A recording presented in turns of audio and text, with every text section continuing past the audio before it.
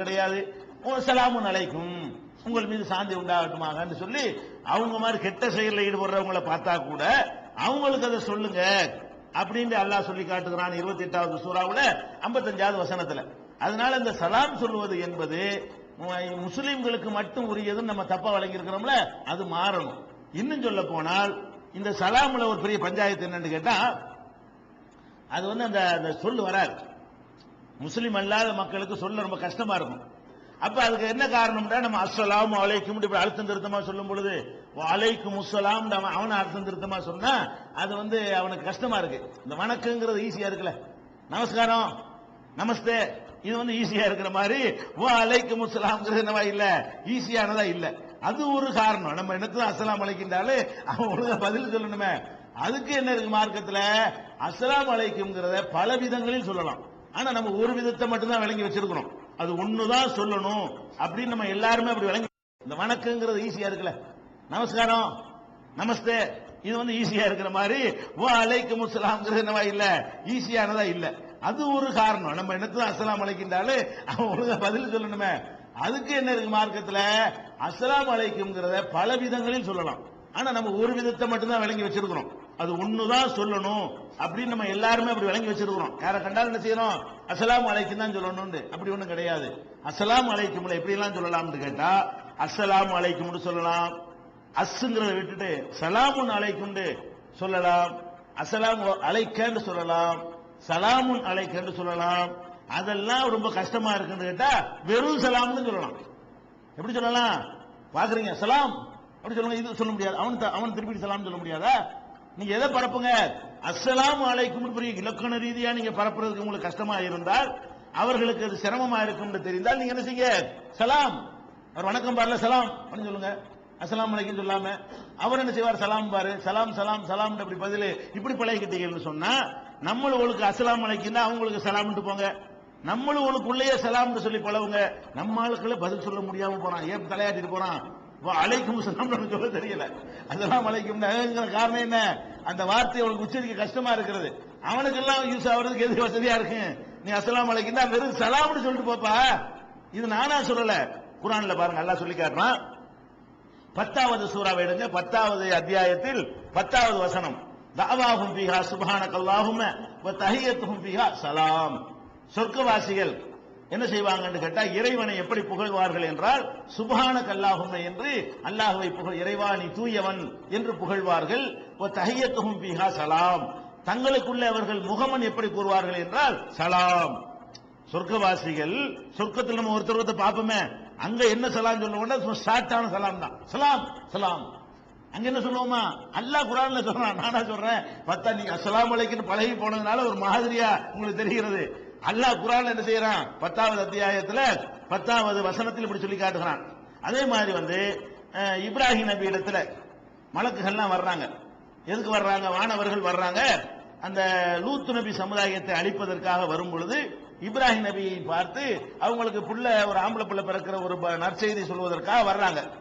வந்தவன வலக்கஜ், அதை பத்தி அல்லாஹ் குர்ஆன்ல சொல்லி காட்டுறான். வலக்கஜ்ஜா ருசுலுனா இப்ராஹிம் பில் புஷ்ரா, நம்முடைய தூதர்கள் வானவர்கள் இப்ராஹிம் நபியிடத்தில் நற்செய்தி கொண்டு வந்தார்கள். காலு சலாமா, அவங்க சலாம் என்று சொன்னார்கள். உடனே இப்ராஹிம் நபி கால சலாம், அவர் சலாம் என்றார். சலாமுன் அலைக்கும்லாம் காணா, அஸ்ஸலாமு அலைக்கும்லாம் காணா, அவங்க சலாம்ன்றாங்க. வந்த வானவர்கள் இப்ராஹிம் நபி ரிப்ளை என்ன கொடுக்கிறாரு, சலாம் அப்படிங்கிறாரு.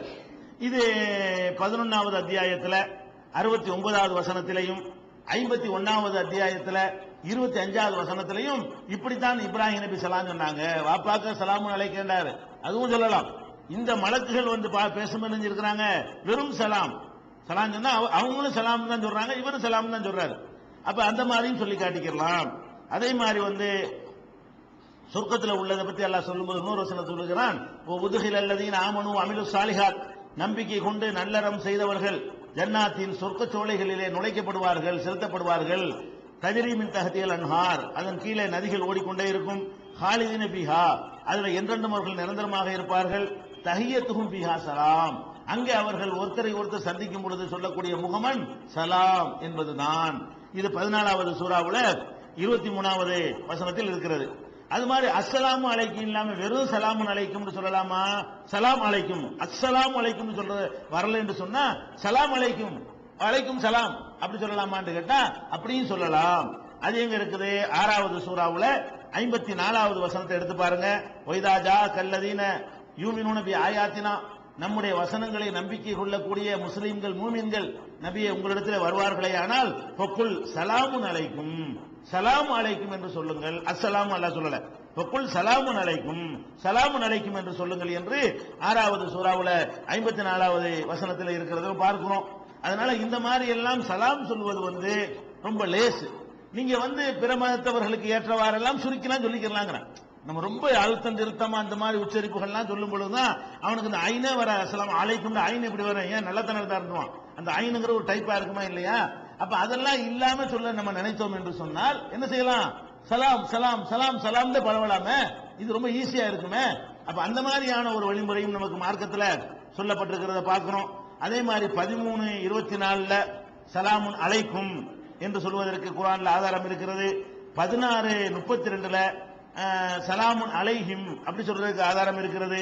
28:55 குர்ஆன்ல சலாமுன் அலைக்கும், 39:73 அதே மாதிரி சலாமுன் அலைக்கும். அப்ப சலாமுன் அலைக்கும்னு சொல்லிக்கிறலாம், அஸ்ஸலாமு அலைக்கும்னு சொல்லலாம், வெறும் சலாம் என்று சொல்லலாம். இப்படி பல விதங்களில் இந்த சலாமை சொல்லலாம் என்பதை நம்ம என்ன செய்யணும்? புரிந்து கொள்ள வேண்டும். இப்ப இன்னொரு விஷயம் இருக்கிறது.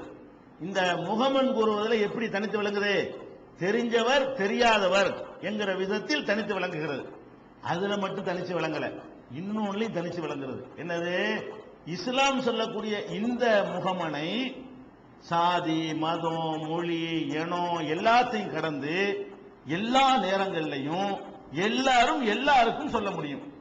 இது மாதிரி வேற எதையும் நம்ம சொல்ல முடியாது. இது எப்படி அல்லாஹ் தந்திருக்கிறான்னு கேட்டா, இப்ப குட் மார்னிங் சொல்றீங்கல்ல, அது காலையில சொல்லணும், மாலையில சொல்லணுமா? மாலைக்கு தனியா மாத்தணும், ராத்திரிக்கு வேற மாதிரி மாத்தணும். அப்ப பகலுக்கு தனியா என்ன செய்யணும்? அதுக்கு மாத்தணும். ஒரு யூனிஃபார்மாக என்ன செய்ய மாட்டேங்குது, இருக்க மாட்டேங்குது.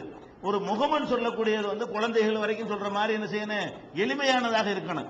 அப்ப இந்த நேரத்தில் 12 மணிக்கு முன்னாடி இருக்கு 11:50 இது குட் ஆஃப்டர்நூன்ங்கிறதா, அது என்ன குட் மார்னிங்ல சொல்றதான்லாம் குழம்பிக்கிட்டு சர்ச்சை பண்ணிக்கிட்டுலாம் இருக்கக்கூடாது. கண்டா டக்குன்னு ஒரு வார்த்தையை சொல்லிவிடணும். அதுக்கு மேட்ச் ஆக மாட்டேங்குது. ரெண்டாவது என்னன்னு கேட்டா, சில இடங்களுக்கு இது பொருந்தாது. ஒரு ஜனாசா ஒருத்தர் இறந்து போயிருக்கிறாரு, அந்த வீட்டுக்கு நீங்க போயிருக்கிறீங்க, அங்க போய் குட் மார்னிங் தான் அவனுக்கு எப்படி இருக்கும்? ஏன்டா நானே பறி கொடுத்து உட்கார்ந்து இருக்கிறேன், குட் மார்னிங்கா? குட் மார்னிங் என்ன? சிறந்த நல்ல காலை பொழுது, நல்ல காலையா இது? என்ன நல்ல மாலையாடா இது? நல்ல ராத்திரியாடா இது? இந்த ராத்திரிலாம் புருஷனை பறி கொடுத்துருக்கேன் பொம்பளை உட்காந்துருப்பா, குட் நைட் தான். இது என்னது? எப்படி சரியா வரும்? நானே கவலையில் உட்காந்துருக்கேன், எனக்கு போய் நல்ல நல்ல இரவுங்கிற, நல்ல பகல்ங்கிற, நல்ல ராத்திரி என்ன அப்படி கேட்பலாம் இல்லையா? இது எல்லா இடத்துக்கும் ஒர்க் அவுட் ஆகுமா? எல்லா இடத்துக்கும் சரியா வராது. அஸ்ஸலாமு அலைக்கும்ங்கிறதையோ சலாம் என்பதையோ உங்கள் மீது சாந்தி உண்டாகட்டும். கல்யாணம் பண்றவனுக்கு சாந்தி வேணும், கல்யாணம் சாந்தி நிம்மதி வேணும்ல. உங்களுக்கு நிம்மதி யாருக்கு இல்லாம, யாருக்கு தேவையில்லாம இருக்குது? எல்லாருக்கும் தேவை, எல்லா நேரத்திலையும் தேவை. கல்யாணத்தில் டென்ஷன்ல இருப்பான், என்ன ஆகுமோ ஏகாவுமோ, பொம்பளை வாழ்க்கை சேர்த்து சுமக்க போறமே, எப்படி வருமானம் வரப்போ தெரியல, ஒழுங்கா வாழ்வாள வாழ மாட்டலா, இவன்கிட்ட போய் நம்ம ஒழுங்கா மாட்டிக்கிறோமா இல்லையா? அவளுக்கு டென்ஷனு, இவனுக்கும் டென்ஷன். அந்த ரெண்டு பேருக்கும் ஒரு டென்ஷன் இருக்குல்ல, அவங்க ரெண்டு பதட்டத்திலான இருப்பாங்க.